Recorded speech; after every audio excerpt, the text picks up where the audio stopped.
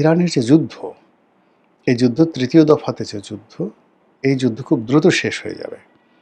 দ্রুত শেষ হয়ে যাবে যে এর আগে ইরান যেটা প্ল্যান করেছিল এবং আমেরিকা যেটা প্ল্যান করেছিল, তো ইরানের প্ল্যানটা শতভাগ সফল হয়েছে, কিন্তু আমেরিকার প্ল্যান হয়নি।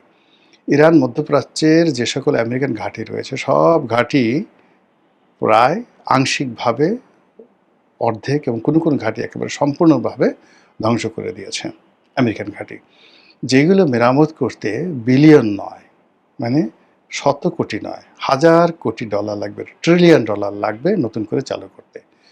২ নম্বর হলো চালু আর এগুলো করবেন। ইতিমধ্যে দেখেন ইরাক থেকে আমেরিকান বাহিনী চলে আসছে গত ২৩ বছরে, তাদের যে সমস্ত কিছু গুটিয়ে তারা সেখান থেকে চলে আসছে ইরাক থেকে। ফলে ইরাক এখন 100% ইরানের দখলে, মানে সেখানে আলাদা সরকার আছে, রাষ্ট্রপতি আছে, প্রধানমন্ত্রী আছে, কিন্তু সেখানে কমান্ড চলে, সেখানে কমান্ড চলে ইরানের।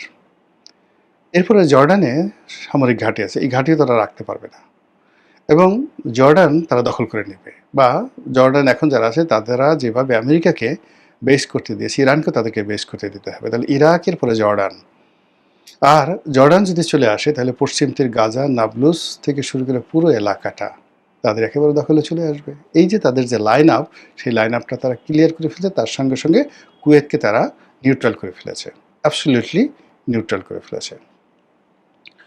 অন্যদিকে আমেরিকা যেটা আর ইসরায়েল যেটা চেয়েছিল যে এয়ার স্ট্রাইক করে এই দেশটিকে শেষ করে দেওয়া, এটা হয়নি, ফেল করেছে। তারপরে তারা মিসাইল, ড্রোন আক্রমণ করেছে, সেটা ফেল করেছে। এখন এই মুহূর্তে তাদের যে মেরিন, তাদের যে নেভি, নেভাল ফোর্স, সেই নেভাল ফোর্স দিয়ে তারা শত শত সেই সামরিক যান এই ইরানের উপকূলে তারা নৌ অবরোধ দিচ্ছে, এবং সেখান থেকে তারা সেই বিমান হামলা চালাচ্ছে, এবং এটা বেশি দিন তারা চলবে না, because they have the limitation, very limitation. এই একটা লিমিটেশন দিয়ে ইরানের মতো একটা বিরাট ভূখণ্ডকে শুধুমাত্র এয়ার স্ট্রাইক দিয়ে আমেরিকার সমস্ত ফোর্স, মানে একজন যদি পারমাণবিক বোমা দিয়ে মানুষ মেরে ফেলে সেটা আলাদা কথা, কিন্তু ইরানকে শেষ করা সম্ভব নয়। ফলে highest they can do more than কত ১০-১২ দিনের বেশি তারা এইভাবে চালাতে পারবে না। তখন কি হলো, আগে নৌবাহিনী ব্যর্থ হয়েছে, বিমান বাহিনী ব্যর্থ হয়েছে, এবার নৌবাহিনী ব্যর্থ হলো।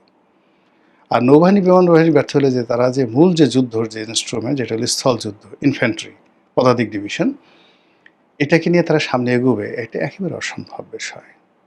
ফলে কি হলো, এই যে বিশ্ব অর্থনীতি, বিশ্ব রাজনীতি আবার ধপাস করে পড়তে যাচ্ছে। ইতিমধ্যে আপনারা দেখেছেন যে এই ইরান এবং আমেরিকার এই যুদ্ধে চীনের মতো শক্তিশালী অর্থনীতি প্রায় দেউলিয়ার পর্যায়ে চলে গেছে। এই প্রথম তাদের যে জিডিপি নিম্নগামী, যেখানে তারা 9%, 10% জিডিপি তারা করেছে ধারাবাহিকভাবে গত 10-12 বছর ধরে, সেখানে এই প্রথম তাদের জিডিপি নিচের দিকে নেমে এলো। যদি এই হয় এদের অবস্থা, রাশিয়ার অবস্থা কি হয়েছে, আমেরিকার অবস্থা কত খারাপ, এবং ইউরোপে যারা থাকেন, আমার এই ভিডিও দেখেন, তারা বুঝতে পারছেন যে ইউরোপে এখন চাকরির বাজার, আয় রোজগার, টিকে থাকা কতটা কঠিন। আর আমেরিকার কথা তো বাদই দিলাম, এমনকি আমাদের পার্শ্ববর্তী দেশ মালয়েশিয়া, ইন্দোনেশিয়া, সেখানেও হাহাকার। ভারত তছনছ হয়ে গেছে। বাংলাদেশ যে কীভাবে বেঁচে আছে একমাত্র আল্লাহই আমাদেরকে বাঁচিয়ে রেখেছে।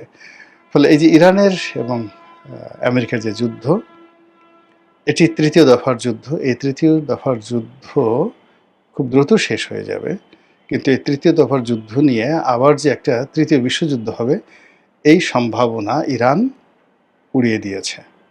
ইরান এখন পশ্চিমাদের কোমর এমনভাবে ভেঙে দিয়েছে যে এই তৃতীয় যুদ্ধের পরে, পরাজয়ের পরে, আগামীতে তাদের মূল কাজ হবে ইসরায়েলকে ফিনিশ করে দেওয়া, এবং সেই কাজটি তারা করবে। এবং তখন ইউরোপকে, সেই গাজী সালাউদ্দিন যেভাবে জেরুজালেম অধিকার করার পর সমস্ত ইউরোপের যে সম্মিলিত শক্তি বসে মূলা খেয়েছিল, এবং রাজা রিচার্ড থেকে শুরু করে অন্যান্য যে সমস্ত বিখ্যাত বিখ্যাত সম্রাট, তারা যেভাবে সালাউদ্দিন সাহেবের সাথে সন্ধি করে ওখান থেকে প্রাণ নিয়ে ফিরেছিল, একই অবস্থা মধ্যপ্রাচ্যে আবার নতুন করে ঘটতে যাচ্ছে বলে আমার কাছে মনে হচ্ছে। মহান আল্লাহ আমাদের সবাইকে হিদায়াত দান করুন এবং হেফাজত করুন। আসসালামু আলাইকুম ওয়া রাহমাতুল্লাহি ওয়া বারাকাতুহু।